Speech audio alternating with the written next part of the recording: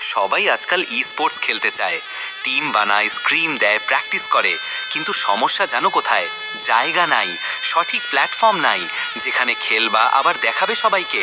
তোমার টিম খেলবে আর কেউ দেখবেই না, এভাবে কি কিছু হবে ভাই? তোমার টিম যদি রেডি থাকে, স্কিল থাকলে দেখানোর মতো জায়গা এবার পেয়েই গেছো। এখনই হোয়াটসঅ্যাপ গ্রুপে জয়েন দাও আর নাম লেখাও পরের টুর্নামেন্টে।